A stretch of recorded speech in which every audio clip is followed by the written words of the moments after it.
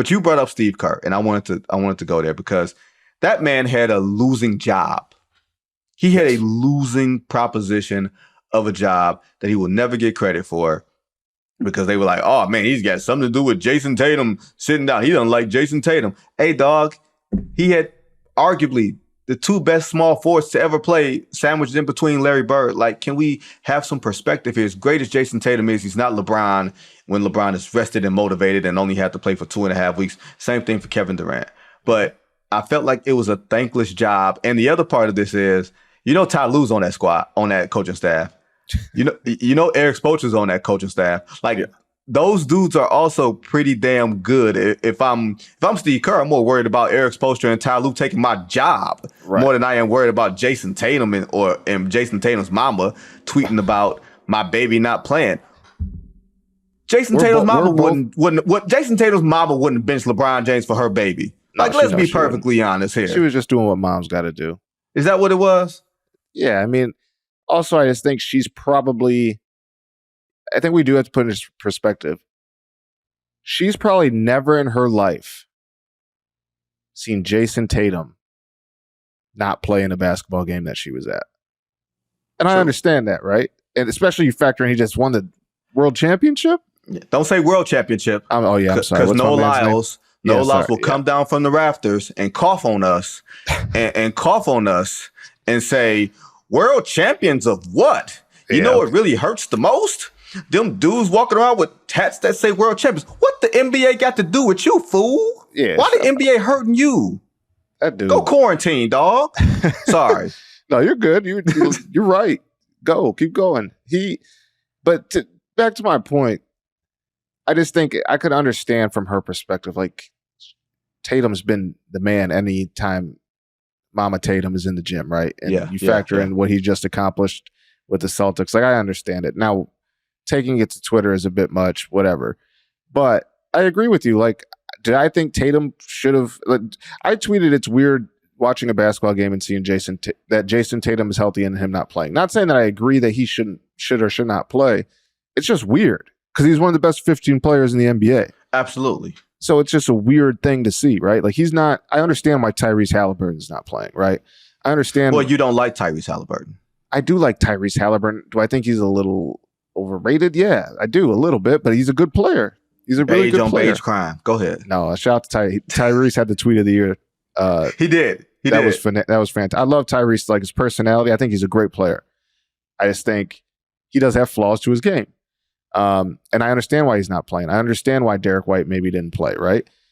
Tatum's hard to wrap your head around, but you also have to factor in, like you said, he's playing alongside two of the best small forwards in basketball who can also, in this day and age, play a lot of their minutes at power forward. And when Tatum checked in, he played power forward. And he actually had a good possession on Wemby in the his first stint. Yeah. That was about it.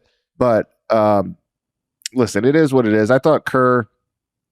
I made jokes like everybody else, but, like, that's a lose-lose situation, like you said. I think there is value in having a rhythm and letting guys know if they're going to play or not going to play. Of course, like, he could have maybe found a way to play everybody all the time, but it's like then you risk, like I said, you risk not guys not being in a rhythm, guys not being able to, like, get warm. Right. But then it's also like, okay, you play one game, you're not playing the next game. Like, I'm sure they know days in advance. Both of us being around NBA coaches, a lot of guys tend to be pretty upfront with players, right? In that regard. So, listen, they won. At the end of the day, they won in an entertaining fashion. If your biggest gripe is how he handled his rotation of 8 top 100 players of all time, like, okay, I get it. I guess it wasn't, like, beautiful, but it's like, all Kerr had to do is not mess it up. And you know what? He didn't mess it up. So he did his job. Well, he's much maligned on Twitter. Like, for whatever reason, Twitter be on Steve Kerr's ass. Like, it's so weird. Like, white privilege does not apply to Steve Kerr. No. Like, he does not get the benefit of the doubt in any way, shape, or form. Like, and it's not just a certain sect. It's like everybody, like, man, he don't know what the hell he doing. You had someone come up and create an AI sound of LeBron and Kevin Durant talking about Steve Kerr can't coach. That was fake, y'all. I hope y'all realize that was fake. That wasn't real. Don't get fooled by these AIs, even though they are getting better in a weird way. We need to get laws in place. Absolutely. And for that stuff. If we're going to say that the world is catching up, if we're going to say we have to build an actual team and not an all-star team, you can't be mad at USA Basketball for building an actual team that has stars and a few role players, and those role players filling in those spots. Like Derek White had some moments in this. Like Derek White had real moments. Drew Holiday had real moments in this. Yep. Now, I will say this, James Edwards, when that schedule comes out next week, and we see Boston go to Golden State and back and forth, and they go to LA, and then they go to Miami, there will be limos sent. You know what happens when you send a limo, James? I do, but I want to hear you say it. The limo means Jason Tatum is going to send a limo for Steve Kerr, and in it will not just be Steve Kerr and Eric Spoelstra and Ty Lue. It will be whomever occupies the position of wingman for said teams, because Jason Tatum cannot light up Steve Kerr in this current form. Jason Tatum can only light up who plays for the small forward for said teams. Get their asses to the arena on time. Bring your ass. Bring your ass. That's what it's going to be. It's a 50 ball with your name on it. Just accept it. I can't wait. And no, you're right. And I love that motivation. And I'm cool with it. Yeah, I'm cool with it too. And I was kind of hoping I was glad that it didn't really work out, but I was glad that Steve gave Tatum minutes. Like, I want to give the pissed off top 5 MVP guy who's not playing, like, let me just throw him in there and see how pissed off he is, right? It didn't work. I'm fine with it. I wanted to see it last game when I thought Ant was struggling. But he didn't. I ain't pulling Ant.